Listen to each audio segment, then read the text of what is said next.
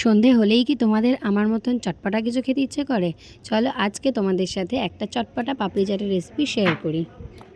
হ্যাঁ, আমি জানি তোমরা অনেকেই জানো কিভাবে বাড়িতে পাপড়ি চাট বানানো যায়, তবে আমি আজকে তোমাদের সাথে একটু চটজলদি কীভাবে পাপড়ি চাট বানাতে পারবে তার রেসিপিটা শেয়ার করছি।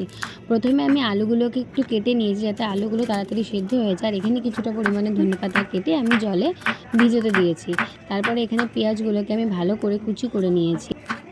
পেঁয়াজগুলোকে ভালো করে কুচি করে নেওয়ার পর এখানে আমি আলুগুলোকে নামিয়ে নিয়েছি এবং ধনেপাতাগুলোকেও খুব ভালো করে কুচি করে কেটে নিয়েছি।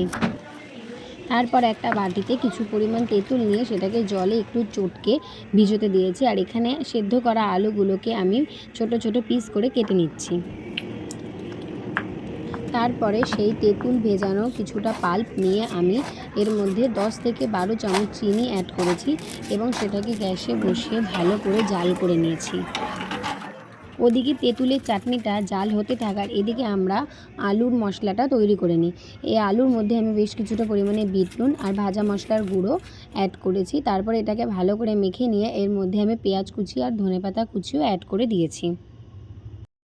এরপরে একটা বাটিতে কিছু পরিমাণ টক দই নিয়ে সেটাকে আমি ভালো করে ফেটিয়ে নিয়েছি। আর ওদিকে জালে বসানো তেঁতুলের চাটনিও আমাদের একদম রেডি হয়ে গেছে। এরপরে আমি কিছুটা পরিমাণ পাপড়ি নিয়ে সেগুলোকে প্লেটে ভালো করে সাজিয়ে নিয়েছি। আর মাখা আলুটাও সেটা আমি পাপড়িগুলোর ওপর এক এক করে ছড়িয়ে দিচ্ছি। আর এই আলু মাখাটার উপরে বেশ কিছু পরিমাণে পেঁয়াজ কুচি দিয়ে দিয়েছি। তারপরে ফেটিয়ে রাখা টক দইও আমি পরিমাণ মতন অ্যাড করেছি। এখানে তোমাদের যদি দই বেশি পছন্দ হয় তোমরা একটু বেশিও দই অ্যাড করতে পারো।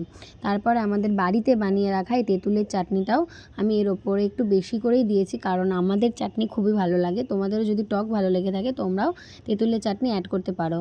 এবং তারপর এর ওপরে কিছুটা পরিমাণে ধনেপাতা কুচি, একটুখানি বিট নুন আর একটু ভাজা মশলাও অ্যাড করেছি।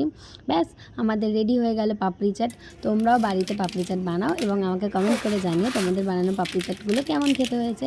আর আজকের মতন বাই, দেখা হবে নেক্সট কোনো ভিডিওতে। টাটা।